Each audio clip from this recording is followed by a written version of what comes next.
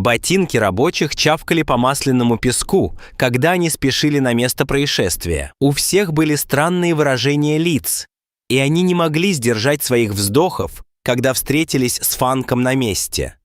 Он чувствовал себя ошеломленным, задаваясь вопросом, реально ли это все.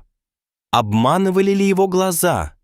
Он никогда не думал, что найдет что-то подобное, выползающее из камня.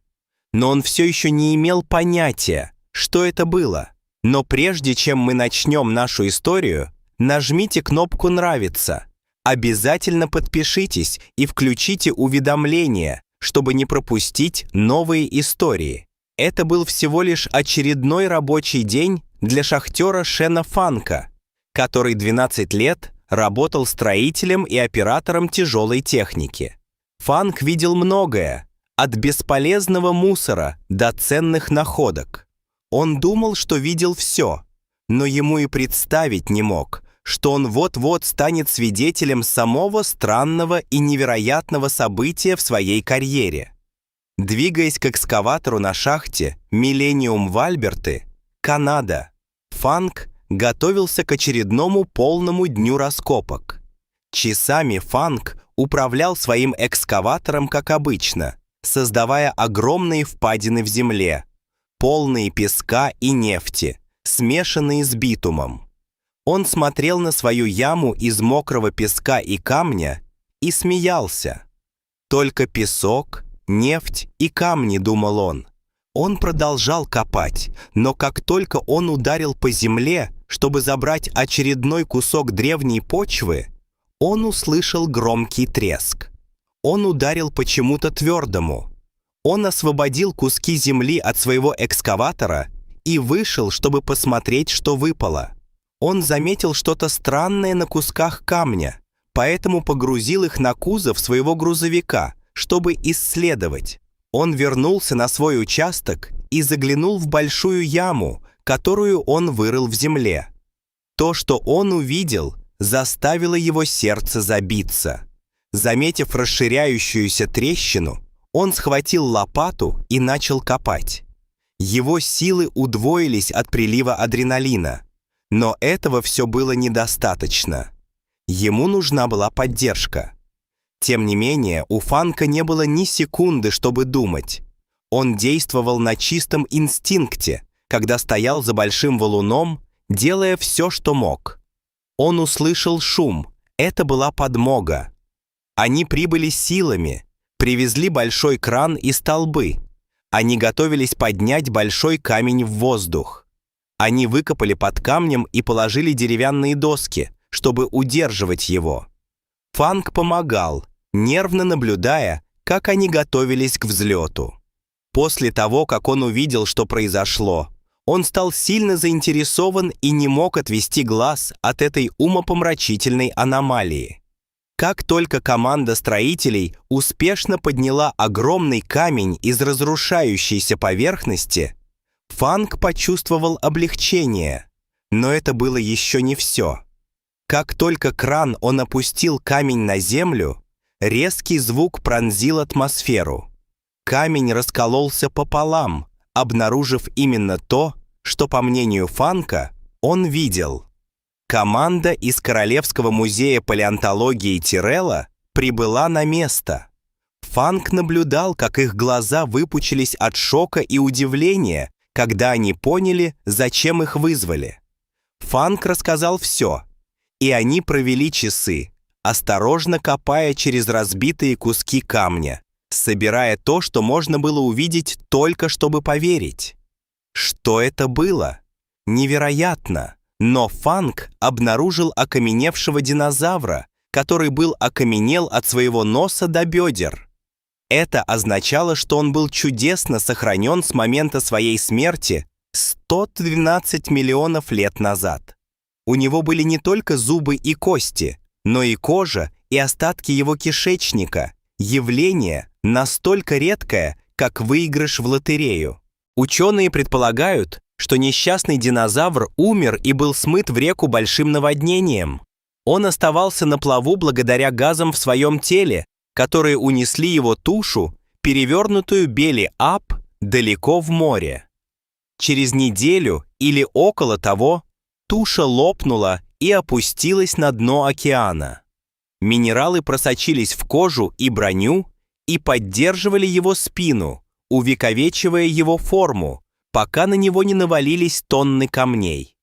Исследователи из музея и со всего мира работали неутомимо в течение 6 лет, чтобы испытать, сохранить и подготовить останки этого динозавра, воссоздавая его невероятную историю.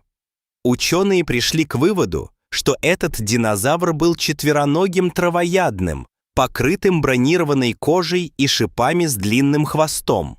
Это было совершенно новое открытие вида, названного натуром. В окаменелом состоянии натур весил около 2500 фунтов, что дает ученым разумное представление о том, сколько он весил, когда был жив. Они оценили, что натур весил около 3000 фунтов. Это означает, что натур был довольно одиночным существом, когда бродил по земле 100 миллионов лет назад. Чудо совершенно сохраненных останков натура до сих пор натур озадачивает ученых, особенно после его трудного и долгого путешествия к своему последнему месту отдыха. Точно как произошло это сохранение, до сих пор оставалось загадкой для экспертов. Все, что они смогли определить, это то, что это должно было произойти быстро, потому что натур лежал невозмутимо миллионы лет после того, как был покрыт нефтью. Благодаря прекрасному состоянию натура ученые смогли использовать современные рентгеновские сканы, чтобы увидеть, что находится внутри жесткого экзоскелета динозавра. Они смогли увидеть его костную структуру и даже внутренние камеры желудка зверя. Так хорошо сохранилась эта находка. Никто не мог поверить в это, особенно человек, который ее нашел. Натур теперь выставлен в Королевском музее Таила, и ученые все еще изучают его останки, продолжая узнавать больше о доисторической эре динозавров. Что касается шахтера Шена Фанка, он может сказать, что сыграл ведущую роль в одном из самых значительных открытий динозавров в мире на работе. И ученые все еще не закончили с этой находкой. В начале 2019 года ученые все еще изучали натура и его сканы, чтобы продолжать узнавать о динозаврах в целом, поскольку ничего подобного ранее не находили. Однако это был не первый случай, когда кто-то случайно наткнулся на что-то древнее и монументальное.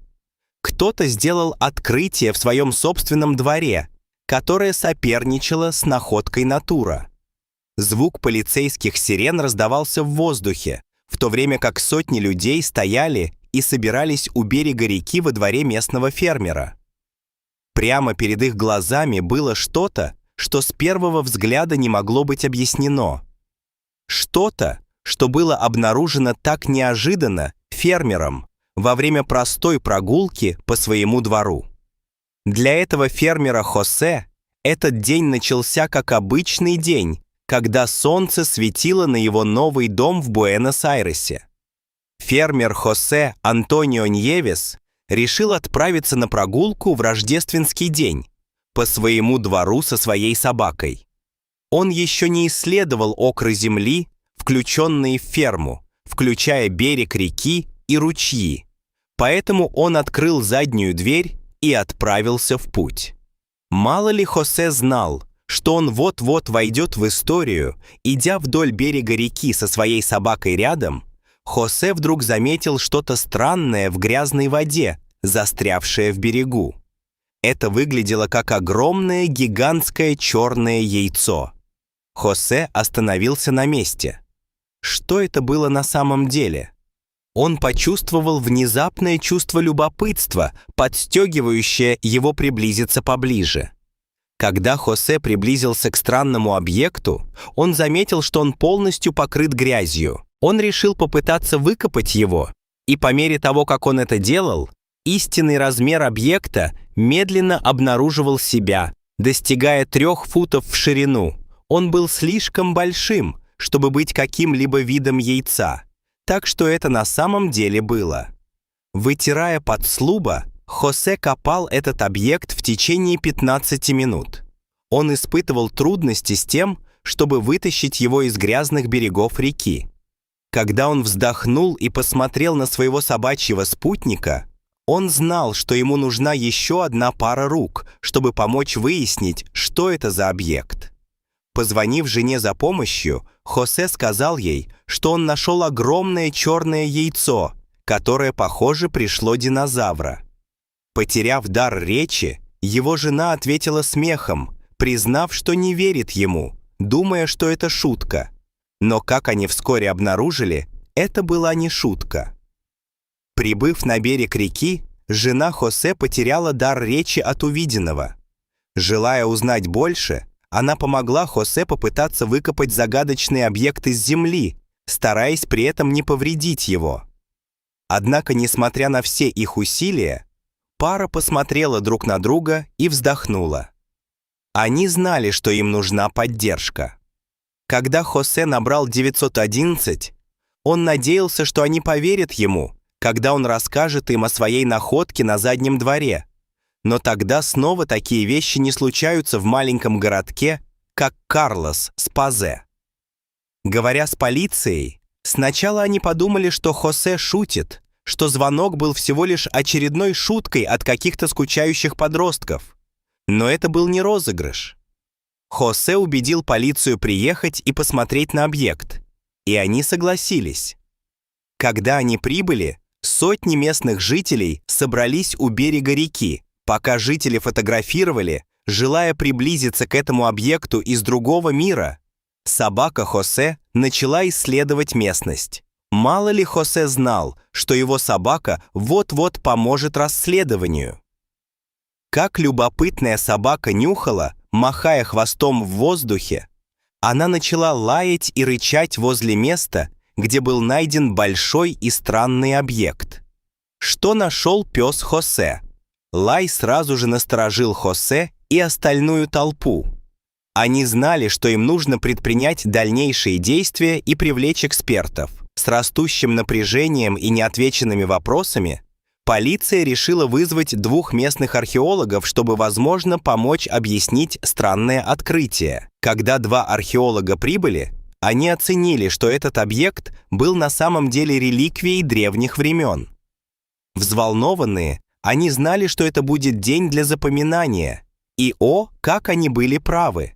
2 археолога начали убирать грязь и помогать выкапывать объект из берега реки. Он, казалось, имел структуру, похожую на чешую, с зеленым оттенком, переливающимся на нем.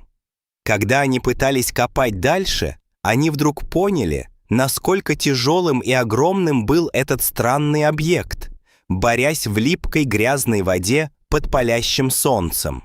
Через несколько часов группе, наконец, удалось извлечь артефакт. Осторожно они погрузили его на транспорт, чтобы отвезти в лабораторию. Мало ли они знали, что они вот-вот узнают невероятные ответы.